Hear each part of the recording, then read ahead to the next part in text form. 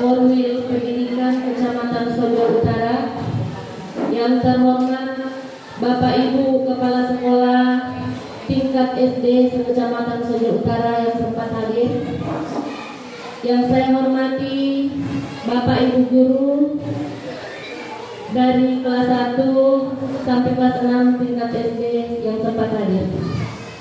Syukur alhamdulillah kita panjatkan kehadirat Allah Subhanahu wa taala yang mana pada pagi hari ini sehingga kita bisa berkumpul di tempat ini dalam rangka sosialisasi pelaksanaan pendidikan inklusif jenjang SD.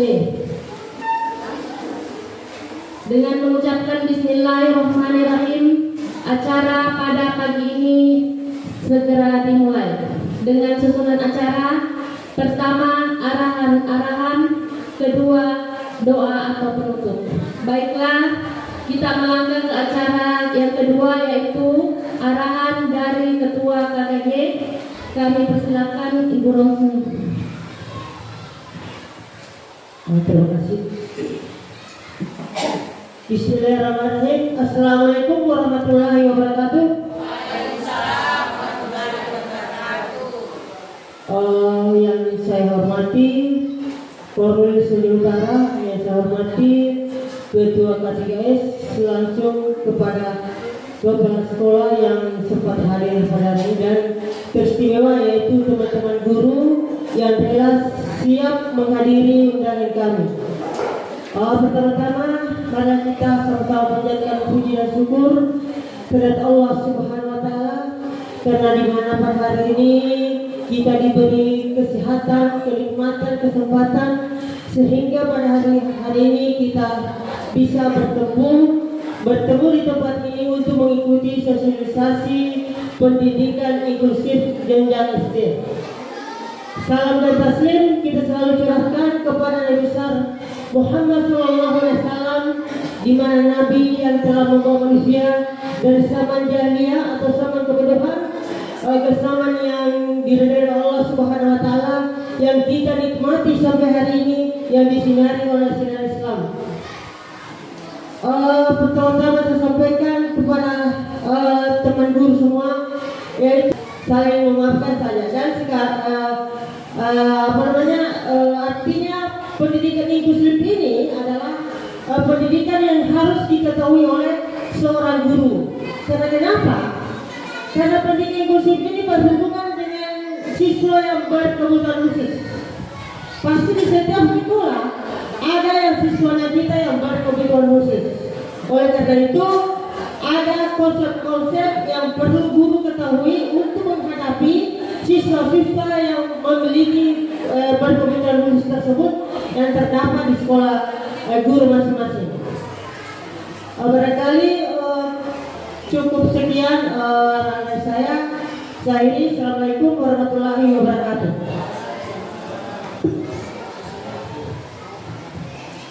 Selanjutnya arahan dari Ketua K3S, kami persilakan.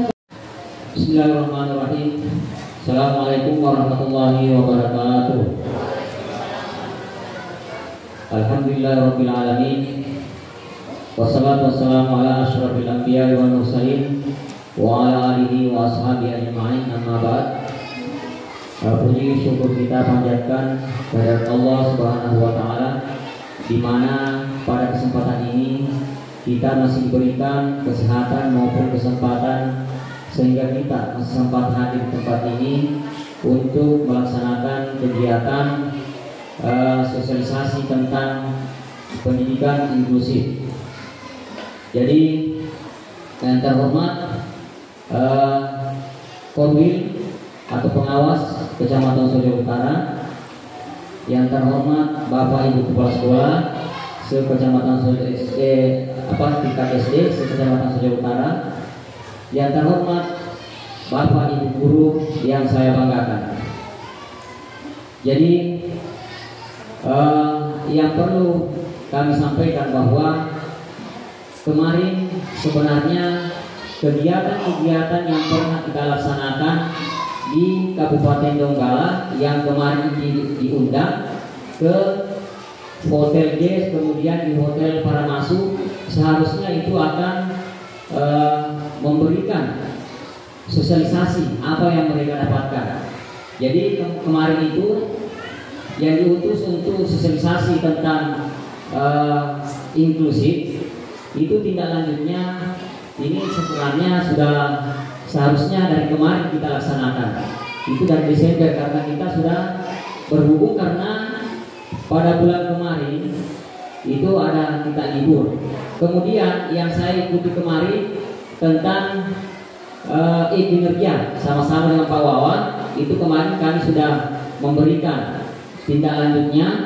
Kemudian ini lagi ada juga kemarin itu guru yang mengikuti tentang PNN kayak itu. Berapa setiap guru setiap sekolah itu diwakilkan masing-masing 2. Jadi itu seharusnya itu memberikan gurunya adalah Pak Mahmud. Kemarin ini saya lihat diganti lagi sama ibu yang pernah jadi camat di Balukan, yang dari PSDM. Assalamualaikum warahmatullahi wabarakatuh. Selamat pagi, salam sejahtera untuk kita sekalian. Om Swastiastu, Namo Buddhaya, salam kebajikan. Alhamdulillah wa syukurillah, la haula wala quwata illa billah. Bapak Ibu Kepala Sekolah yang saya hormati, Bapak Ibu guru yang saya banggakan, mungkin juga ada tenaga kependidikan yang sempat hadir, yang saya harga muliakan, dan yang tidak lupa juga kepada Ketua KKG, Ketua KKS yang selama ini berperan aktif dalam kegiatan mengelola, melaksanakan kegiatan guru dan kepala sekolah di gugus Kecamatan Sotelo Utara ini, gugus 1 Kecamatan Sotelo Utara ini, yang saya nanti kelas 1 kelas 1 sampai kelas 3 saja masih bisa diusul NISN-nya. Nah, jadi ini nomor pokok nomor induk ini sangat penting nih. Nasional belajar itu. Nah, nanti Ibu Rosmin yang sudah mengikuti pelatihannya bagaimana tekniknya itu. Nah, jadi itu ya. Jadi saya pesankan kepada teman-teman guru, kepala sekolah, yaitu bagaimana kita sebisa mungkin sosialisasi pendidikan inklusif pada jenjang sekolah dasar saya nyatakan dibuka dengan resmi. Wabillahi taufiq wal hidayah. Wassalamualaikum warahmatullahi wabarakatuh. Allahumma hamdi syafaratin wa tabayyatan wa Rabbana atina fid dunya Rabbana atina fid dunya hasanah wa fil akhirati. Kalau kita bangun rumah, berarti kita bangun apa itu dulu? Pondasinya. Jadi itu dasarnya dulu kita pelajari tentang inklusif. Jadi di sini pendidikan inklusif adalah siswa yang memberikan akses pendidikan sama untuk seluruh peserta didik. Sistem. Artinya sistem yang memberikan akses pendidikan sama untuk seluruh peserta. Berarti di situ di sekolah kita kalau ada siswa kita yang berkebutuhan khusus, berarti kita layani dengan sama dengan yang normal. Itu maksudnya. Jadi pengertian inklusif yaitu penyelenggara pendidikan inklusif memberikan kesempatan atau akses yang seluas-luasnya kepada semua anak untuk memperoleh pendidikan yang bermutu yang sesuai dengan kebutuhan individu peserta didik tanpa diskriminasi. Nah, itu maksudnya. Jadi artinya kalau ada siswa di sekolah kita yang berkebutuhan khusus, kita tidak boleh menyepelekan mereka, disamakan dengan siswa lain tanpa diskriminasi.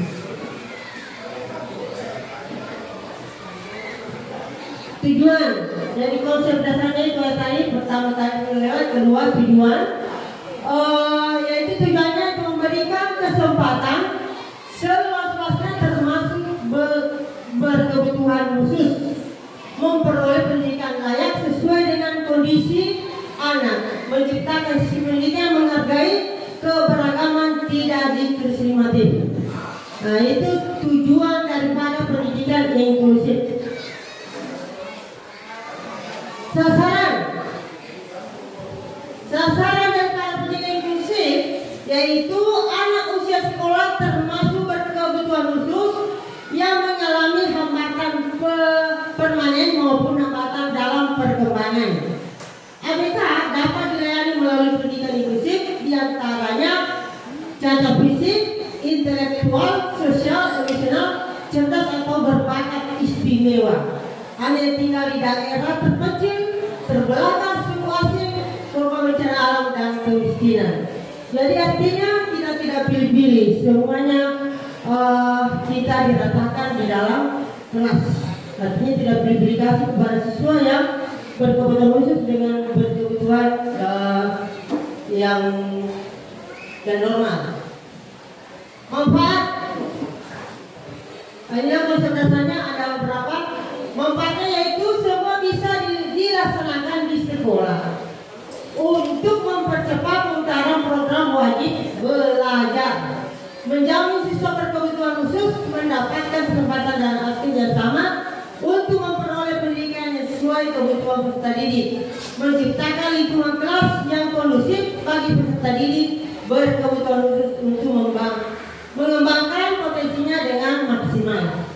Artinya di sini, kalau misalnya ada siswa kita datang ke sekolah kita yang memiliki kekurangan, kita tidak boleh menolak, harus kita terima, apapun resikonya, harus diterima dengan baik, bagaimana seperti siswa-siswa lainnya. Itu maksudnya. Kemudian di pendidikan inklusif itu asesmennya ada berapa? Satu, ada pengetahuan sama dengan sekolah umum. Kemudian ada perkembangan. Kemudian ada yang dinilai itu bergantung. Jadi siswa yang berkebutuhan khusus itu pengetahuannya juga dinilai. Tapi cara penilaiannya itu kalau kita memberikan soal kepada siswa berkebutuhan khusus tidak boleh sama dengan siswa yang normal, harus dibuat tersendiri. Itu maksudnya. Tidak boleh kita sampai hari ini kita samakan semua karena kita belum tahu. Kemudian yang dinilai setelah pengetahuan perilakunya bagaimana, kita harus nilai semua itu. Kemudian emosi atau perkembangannya, adaptasi kurikulum. Adaptasi kurikulum terkait dengan penyusunan isi materi atau kompetensi yang dipelajari peserta didik. Pada adaptasi kurikulum, guru dapat melakukan penambahan keterampilan untuk mengganti agar dapat menguasai kompetensi yang diharapkan atau mengganti dengan kompetensi yang setara. Artinya, kalau kita menggunakan kurikulum misalnya ke-13, kita boleh mengganti inti daripada pembelajaran tersebut sesuai dengan kondisi siswa yang berkebutuhan tersebut. Kita boleh ganti isinya, materinya atau kompetensinya sesuai dengan kemampuan guru dan siswa. Guru yang buat sesuai keadaan. Jadi tidak boleh memberikan yang terlalu susah karena tidak sama dengan siswa yang normal dengan tidak normal.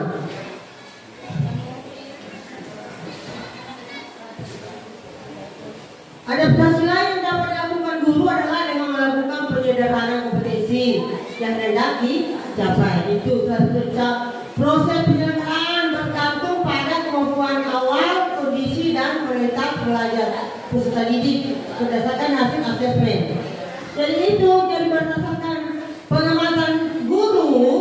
Jadi kita boleh melakukan perubahan atau penyederhanaan kompetensi yang ingin dicapai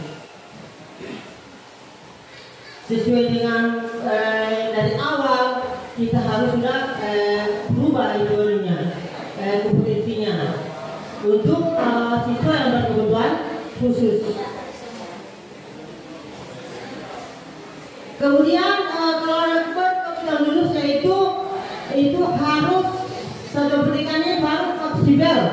Fleksibel artinya luas atau mudah dijangkau oleh peserta didik yang berkebutuhan khusus. Itu maksudnya memastikan perkembangan kebijakan sekolah, membuat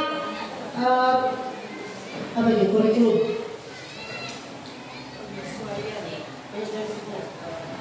Ini guru sekalian perhatikan konsep inklusif tiada bedanya dengan modul yang istilah sekarang modul ajar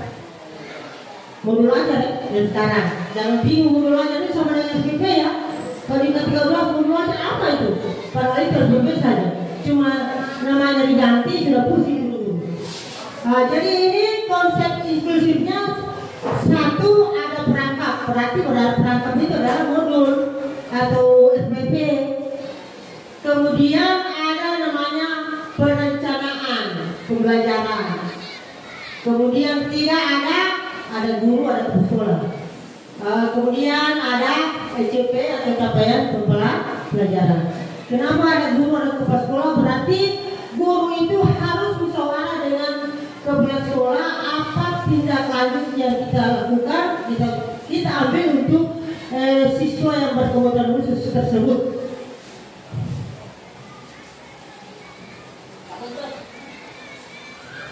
Di sini ada namanya duplikasi. Artinya kalau sudah ada FKP-nya kita bisa di copy paste dan bisa juga dirubah isinya sesuai dengan keadaan siswa yang berkebutuhan khusus tersebut. Kemudian dimodif, kemudian proses CP-nya atau tujuan pembelajarannya dengan prosesnya kita harus rubah sesuai dengan kondisi siswa yang berkebutuhan khusus. Tidak boleh serahkan yang normal. Kemudian namanya itu bisa mengganti tujuan pembelajarannya, diganti sesuai dengan perkembangan, sesuai dengan keadaan siswa. Kemudian namanya omisi yaitu menghilangkan. Berarti bisa dihilangkan, misalnya modul yang kita gunakan khusus umum guru siswa yang normal kita bisa hilangkan sebagian, kita ganti sesuai dengan keadaan peserta didik tersebut. Tujuannya yaitu membantu semangat baru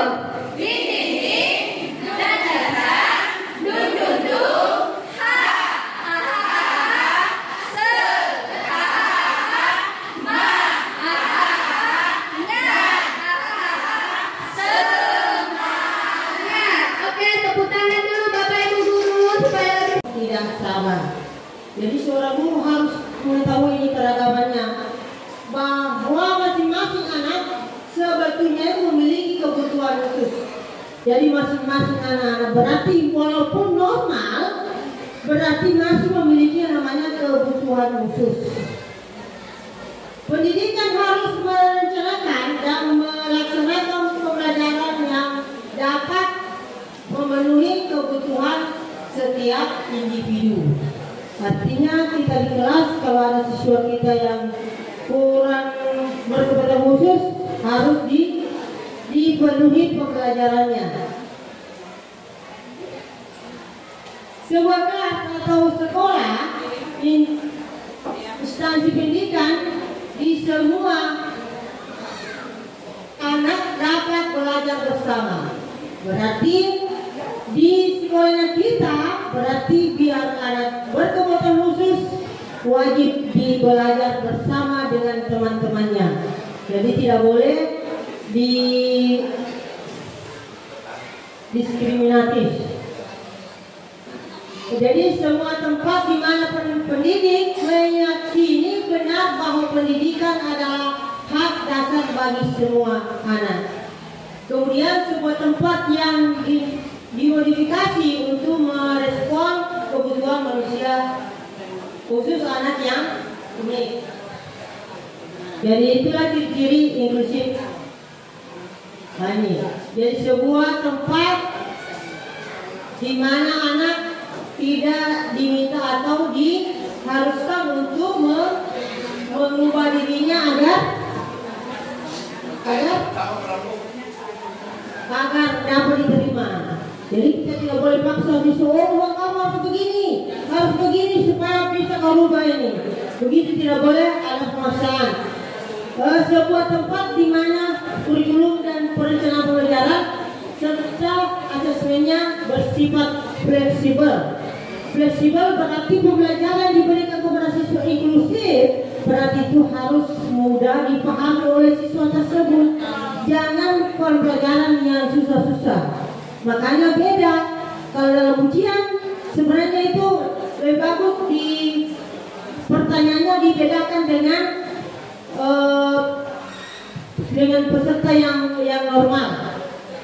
Misalnya kita memberikan soal kepada siswa inklusif dengan yang siswa normal berbeda, pasti ada siswa yang bertanya. Kalau kira-kira kalau ada siswa yang bertanya, oh Bu, kenapa dibedakan soal saya dengan dia? Kira-kira Ibu mau tahu coba apa? Saya bisa. Kalau misalnya di setelah siswanya Ibu memisahkan soal yang soal lebih mudah dikasih kepada peserta didik yang berkebutuhan khusus, tidak sama dengan peserta didik yang normal. Pasti ada siswa bertanya, kok beda Ibu ya? Kenapa siswanya mudah, kenapa kita susah? Kira-kira Ibu bertanya apa?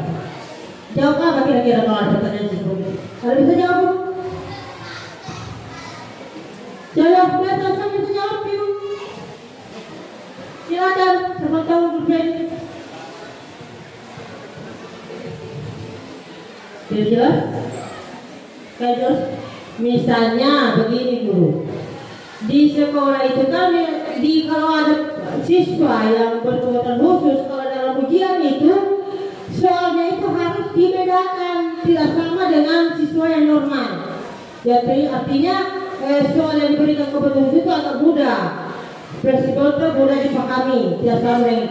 Pasti ada pertanyaan dari siswa yang lain, kok bisa berbeda soalnya? Yang kebutuhan khusus mudah diberikan soal, sedangkan yang bukan berkebutuhan khusus tidak mudah soalnya. Kira-kira apa jawaban? Terima kasih atas kesempatan yang diberikan. Kalau untuk saya dari siswa yang berkebutuhan khusus ini sebenarnya kalau bagusnya harus diberikan kelas, harus diberikan bimbingan khusus dia. Karena kalau dia dicampur dengan siswa yang sama kelas, jadi nanti kalau misalkan dikasih soal seperti itu kan yang semuanya pasti akan protes.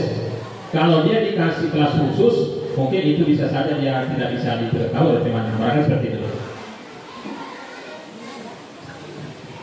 Betul juga Pak Rahman tadi. Artinya kalau bimbingan memang seharusnya ada khusus. Ini kan sahabatnya dalam ujian tadi. Dalam ulangan tidak mungkin dia bisa dijelaskan dalam kelas. Dikasih ulangan pasti siswanya ini bertanya. Jadi harus begitu kita menjawab pertanyaan siswa tersebut, yang kita harus jawab adalah diberitahu teman yang bertanya tadi kenapa diberi, karena kamu kan beda fisiknya kamu dengan fisiknya dia berbeda, sehingga diberikan soal yang berbeda begitu kepada siswa supaya siswa itu mengerti, oh iya saya kan tidak sama dengan dia. Nah itu barangkali sedikit siapa tahu ada pertanyaan kok. Kemudian di pendidikan inklusif itu harus ada ubah mindset. Mindset apa mindset? Pola pikir apa? Pola pikir kalau terasa mindset berarti kita rubah pola pikir kita di dalam mengajar pendidikan atau siswa yang berkebutuhan khusus.